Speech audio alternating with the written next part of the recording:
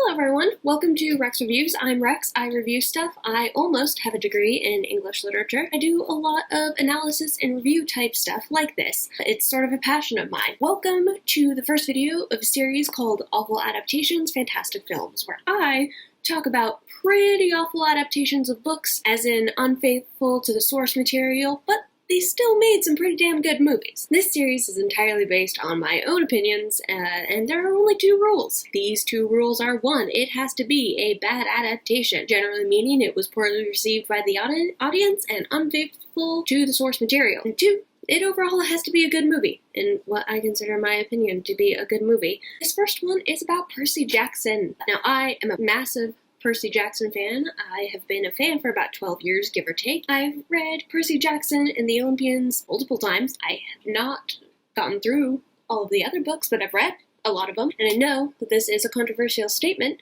but I do like the Percy Jackson movies, and I think that they're good movies when you separate them from the source material.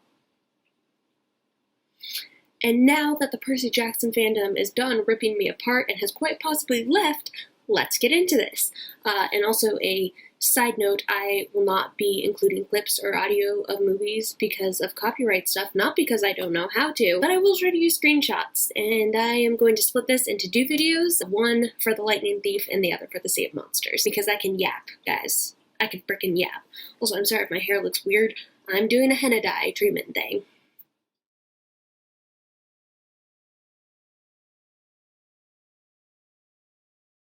Alright, so first, let's talk about the plot. So the plot compared to the book is very different. Instead of being 12, Percy is 16. Yancey Academy doesn't seem to be a boarding school, just a regular public school. Miss Dodds is a substitute English teacher, not a pre-algebra teacher. That change I just do not understand. Percy didn't even vaporize her. Let's see, we're just kind of skipping over. They don't go on the beach trip. That is pretty, eventful in the books. As soon as Percy faced off with Miss Dodds, he and Grover went straight to Sally right away, and they left for camp as soon as possible. There was no Montauk Beach trip, and they fight with the Minotaur that feels like a lot less in-depth. However, I still enjoyed how the scene played out. There was a lot of urgency and tension and sorrow that I felt really adapted well to the screen, and I'm just kind of doing a basic summary overview thing. They get to camp. Percy doesn't get claimed, he just kind of figures out his own godly parent for himself, which is pretty anticlimactic, and I don't really like the way that was done. I'm still also going to be saying that there are parts of this that I do not like, and I remember in the book, so everyone kind of knew or assumed Percy was Poseidon's son, and Percy didn't know.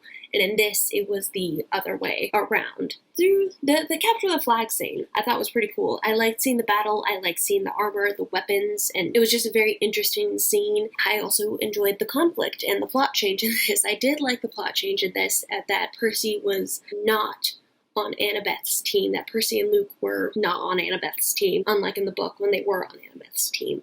I feel like this added a new layer of dimension and tension to the relationship, in my opinion, and the tension did exist in the books, but I enjoyed how it was portrayed in the movie through the capture the flag scenes. In the books, demigods can't use technology because it's like a radar to monsters, but in the movie they can use technology freely without consequence. So this isn't like my favorite change, but I can kind of understand why they would change it, and it was pretty cool to see the Hermes cabin full of all that video game stuff. It did feel pretty fitting for the Hermes kids. Let's talk about the prophecy thing. In the books, Percy is given a prophecy by the Oracle and sent on a quest. In the movie, Hades pops up in the campfire cosplaying as Satan or something, asking Percy for the Master Bolt in exchange for Sally so he could overthrow the gods. I hope that sentence made sense. Okay, in the book, Hades had no real interest in the bolt or throwing over Olympus, and so instead of being given a quest, Percy sneaks out of camp to get the Persephone pearls so he can go to the underworld safely and escape it. Percy, Grover, and Annabeth go on the mission to Los Angeles to retrieve Sally, and Luke gives them the map to the Persephone pearls that do not make an appearance in the book. And I do have to say, I love how they used Highway to Hell in the movie. I thought it was a fantastic addition. It was a little on the nose and sort of corny, but I thought it was a fun kind of addition. It was fun. I have to say, even though this plot is very, very different from the book, it is still an interesting and engaging plot. Medusa was also different in this. The fight played out very differently than it did in the book. So in the movie, Annabeth is warned by a distraught woman about Medusa because she turned that woman's husband into stone. And in the books, it was just the three of them alone with Medusa. Grover pretty much instantly realizes that it's his Uncle Ferdinand. I remember it took him a little bit longer in the books, and he goes to run and tell Annabeth and Percy. And then some other stuff happens, and what I think is just like a true masterpiece unfolds before us is Percy using his iPod flea touch as a reflective to see Medusa so he can fight her off. And then some more stuff happens, and truly wonderful change that I think is hilarious, and I really enjoyed. Annabeth, close-eyed, drives a truck into the Emporium to distract Medusa so Percy can finish fighting her off. And I really loved, the scene and, the framing of her seeing Percy in the iPod Touch's reflective background, where Medusa can see Percy coming at her with the sword. Instead of boxing up and shipping the head to Mount Olympus, they keep it as a weapon, and Grover uses it against the Hydra. And let's actually talk about the Hydra. So, in the movie, they go to Nashville. They do not go to Nashville in the book. They go to St. Louis. There is no St. Louis arch scene where Percy makes that impossible jump where Rick Riordan thought the river was closer to the arch. Didn't happen. That was a disappointment. And they don't fight a Hydra in the book. They fight the Chimera and the Echidna. I do have to say, I do like the Nashville scenes where they fight the Hydra because it was a very intense scene, and I thought it was very well played out and well acted. I thought that it had pretty good effects. The Lotus Casino. And even if you don't like the movies, I think a lot of Percy Jackson fans still did like the casino scene in the Lightning Thief movie with Poker Face playing in the background. Trio are lured in by the games, the food, stuff like that. In the books, they are also lured in by the games and the food. And in the books, they get entranced with the magical credit card thingies. While in the movie, they eat these lotus cookies that look really good, and I want to eat them too. And they get lost in the dazzle of the casino. Percy ends up getting voice messages from his father in his head. This has happened a few times earlier in the movie too. This never happens in the books. But Percy ends up getting voice messages in his head from his father, which helps him realize why they need to get out of there, and then they steal a car and drive through the casino, which was also pretty cool. I'm taking way too long, so I need to wrap this portion up, so I'm gonna just ramble through a few more things. They never meet or fight Ares in the movie. They never go through that Tunnel of Love water park ride. There's no Aphrodite scarf thingy. I am disappointed that they didn't have Annabeth play with Cerberus in the movie. I do like how they got into the underworld and how they portrayed that. It was a really kind of cool scene. I like this movie. I do, guys. I'm sorry. I think it's a fantastic movie. A fantastic film. The last battle with Luke was in New York, not at camp, and Gabe turns himself to stone by looking in the fridge and opening the box instead of Sally turning him into stone, which I didn't like that change either. I feel like that took a lot of autonomy away from Sally. That's a different talk for a different time. They also never make any mentions to the blue food, which is very important symbolically in the Percy Jackson books, and I'm actually going to make another video about that too. And it was never shown once in the movies. And there was even this interview with the actors, and they were asked about blue food, and they're like, what is that? Why are we talking about that? I just kind of think that was funny. Sorry, guys. Sorry to the actors of the movies. I know you guys did not make them, but I just thought, did you not read the books? I don't mean to sound condescending. I'm sorry. Alright.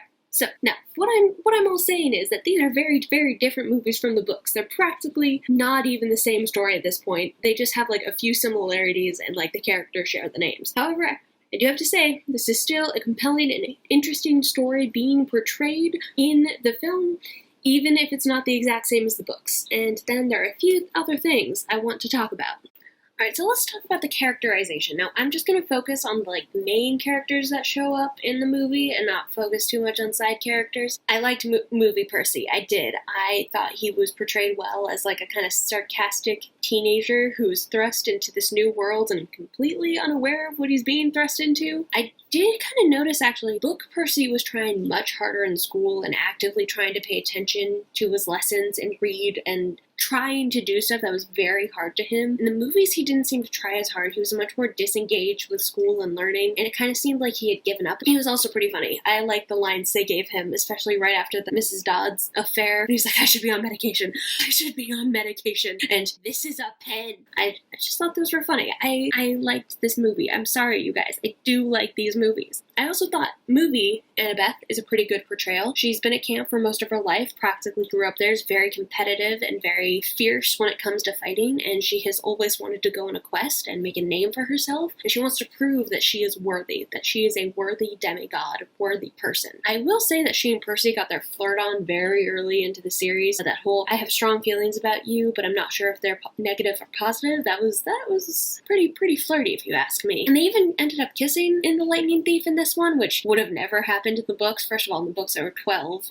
Anyways, she's smart, she's wise, she's competent in battle, but she's also pretty naive, unsure of herself. She's trained a lot, but she's inexperienced in the real world and making connections with other people. When it comes to Grover, he is a very different character than in the books. So movie Grover is a lot more boisterous, he's louder, he's more comedic, and he's just overall bolder than book Grover, compared to book Grover, who's more reserved, shy, anxious, and careful. Although personally, throughout these movies, I think movie Grover was my favorite character. He was so funny. It had just like the best one-liners, like when Sally was talking about Poseidon, she was like, "Oh, he was dazzling," and Grover's like, "Ugh, they're all dazzling." And he's like crunching on chips. I loved the politically correct term is satyr line. That was also funny. When he gave like a couple $100 to Charon, and Charon burned them, and he was like, "We are in a recession." I just thought he had just some of the funniest lines, and if I'm gonna fall in love with a character, I'm gonna fall in love with a character with funny one-liners. I really thought Brandon T. Jackson did a great job with the movies. Even if he wasn't playing an accurate version of Book Grover, he was my favorite character in those movies.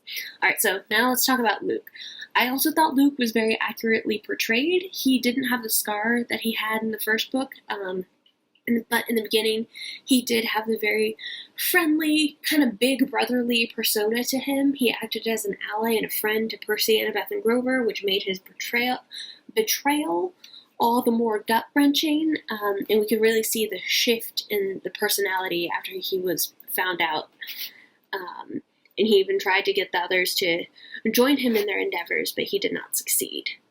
Alright, so let's talk about costumes. Now, if you don't know me, I am a hobby costumer, aka I'm a cosplayer, and I like to sew. And normally, I can talk about costumes for hours, but I actually don't have much to say on the costumes in this series. So, the costumes. Let's talk about the major offense in the movie. The lack of orange Camp Half-Blood t-shirts. And I realize I am also committing a criminal offense by not wearing my orange Camp Half-Blood t-shirt, but I am in the middle of moving, and I don't have it with me right now. And I want to get the new one that's like in the show. So, not a single orange t-shirt was featured in either of these films. But I do have to say, I do like how the armor looked, and it made sense for the main trio to wear normal clothes when they were questing. I understand why they didn't have any orange t-shirts in the movie, but I also do understand the disappointment of the lack of orange t-shirts. And I also really enjoyed the sets, I have to say. I enjoyed how they made stuff look. I was kind of disappointed in Camp Half-Blood when it didn't have like all the cabins and stuff, but I have to say overall it looked like a very good movie. It was a very good, it was a good film on its own when it's separated from the Percy Jackson books. So, I'm just gonna wrap this up. I feel like I've been talking for a long time. These weren't perfect movies. There were a lot of things in them I didn't like, especially through the lens of like a long-term Percy Jackson book fan. But overall, when rewatching these movies, I had fun. I found the plot and action scenes engaging, the jokes made me laugh, I liked the way the costumes and sets looked. I think if these movies were more separated from the books, they could have been received very well and quite possibly very popular. Overall,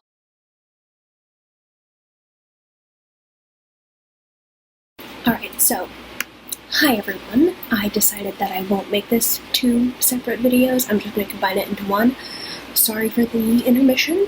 Let's get back into this. So, I'm just going to go through the plot. Once again, this movie is basically an entirely different story to the book, and only holds some similarities, which is what makes it an awful adaptation. The book starts with Percy and Tyson at that hippie-ass school in New York. They get into a fight with some giants, Annabeth finds them, saves their asses, and then they take the Cap with the Grey Sisters to Camp Half-Blood, which is where they witness those metal bull thingies already attacking the camp. Grover has already been out searching for Pan. These events happen completely differently in the movie, and Grover doesn't even go to look for Pan. So So it starts with Percy doing this obstacle course thing against Clarice while Light 'em Up plays in the background, which was a fantastic choice, by the way. Chiron is there. He isn't replaced with Tantalus. Mr. D is in this movie, and he slays as always. Love the line where he's like, the Christians have a guy who can do this trick in reverse when his wine gets turned into water. Hilarious. Moving on from that, Tyson later joins them at the camp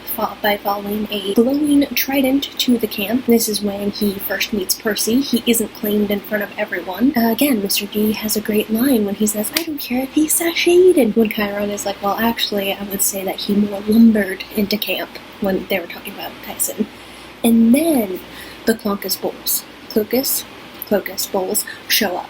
And so you see in the books, the campers couldn't even get close to the bulls without special protection or special sunscreen, or else they would have been, like, fried to death. And, they need special protective gear. But in this movie, they didn't seem to need that too terribly much. But Tyson is still the one who really saves the day because he is fireproof and they do breathe fire. In this movie, Percy gets a prophecy. He didn't actually get a prophecy in the first movie, but he did get one in the first book. However, in the Sea of Monsters book, the prophecy is given to Clarice, but it's also a different one in the movie. In the book, it's, you shall sail the iron ship with warriors of bone. You shall find what you seek and make it your own. But despair for your life entombed within stone, and fail without friends to fly home alone. In the Sea of Monsters movie, Percy is given the great prophecy, which is already known in the books. And this is, half-blood of the eldest god shall reach 16 against all odds, and see the world in an endless sleep. The hero's cursed blade shall reap. A single choice shall end his days, Olympus to preserve, or raise with a Z. And they also change it from 16 to 20 in the movie, because they already know that Logan Lerman was looking way too old to be 16, or 13 or whatever. And then they leave camp in secret, just differently. So in the movie, Percy gathers up Annabeth and Grover and they leave through the forest. Tyson interrupts them and they take the Grey Sisters' cab and end up in a wash. In the books, Percy is on the beach and meets Hermes. He gets the thermos of the wind and the vitamins and some other supplies. And then Tyson and Annabeth find him and they go off in the hippie-campy to go save Grover and end up on Luke's giant cruise ship. Back to the movie. In Washington, Grover gets kidnapped by Luke's army, and then they go to find Hermes instead of Hermes finding them. They chat. Hermes is funny. He was great, and he gives the kid the wind thermos and no vitamins because they don't go to Circe's Island or experience the sirens. And Luke's boat is a cruise ship and not a yacht. The yacht is a weird word. Why is it spelled like that? I don't care. Moving on, they leave the mailing place and finally get to the Hippocampy. They get to Luke's yacht. They talk to Luke. Luke had to go through Tartarus and even worse, Cleveland, to get the golden sarcophagus where Kronos lies. They get thrown in yacht jail. They break out of yacht jail. Percy walks on Luke's roof and they escape via lifeboat. There's no Circe's Island or sirens, unlike the books. Tyson, Percy, and Annabeth go through Charybdis, find Clarice and the Confederate crew. In the book, they find Clarice and the Confederate crew first and then go through the sea monsters. Anyways, back to the movie. They get swallowed by the sea monster and find Clarice and her Confederate soldiers in the stomach. They burst out of the stomach, ouch. They don't see Scylla on screen, but they talk about her. Percy can see map lines in the ocean and is able to figure out the coordinates that the Grey Sisters gave him. In the movie, the boat is actually able to handle the deep water pretty well. I remember in the book, it struggled because of the depth of the water, and the engines couldn't keep up, so it was destroyed, but Tyson tried to hold it together, and that's how he got lost in the book. Back to the movie. They get to the amusement park that is on the island of Polyphemus, and Grover in a dress, but he's disguised as a chambermaid, not a bride. Clarice has a phone for some reason. Oh, and earlier, Annabeth had an iPad, and there's something called Demi-Google. So in the books, like I said earlier, the tech is strictly forbidden, because it's like a giant, hey, over here, hey, monsters, come look at me, type thing. But it was actually integrated into the movies, and I actually thought that was pretty neat. I thought it was kind of cool to see how they make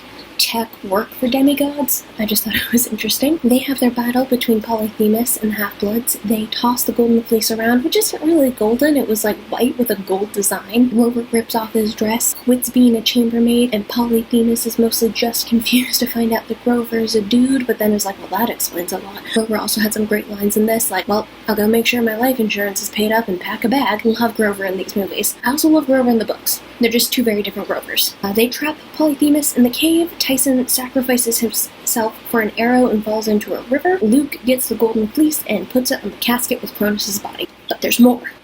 They have a big battle with Luke and the Cronus army. Tyson is still alive and shows up to save the day. Then Cronus himself comes alive in like a big explosion and reforms, and I have to say the graphics were pretty cool. I like the graphics, the special effects. They look very interesting. And he ends up eating Luke and Grover, but they end up being fun. Percy takes down Kronos in like 3 blows, which I think is fair. Kronos was just reformed and still pretty weak.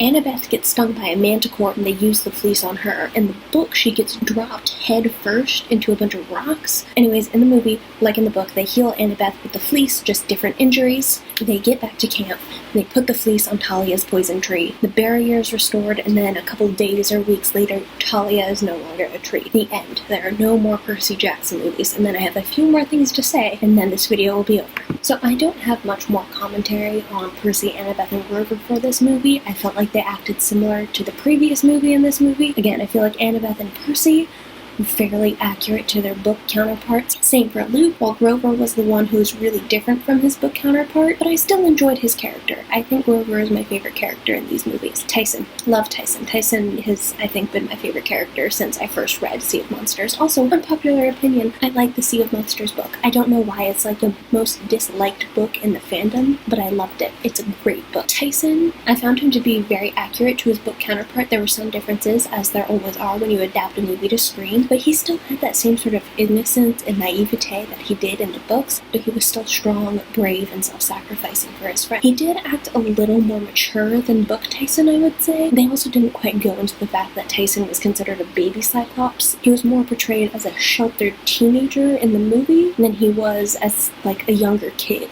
in the books. Okay, so Clarice.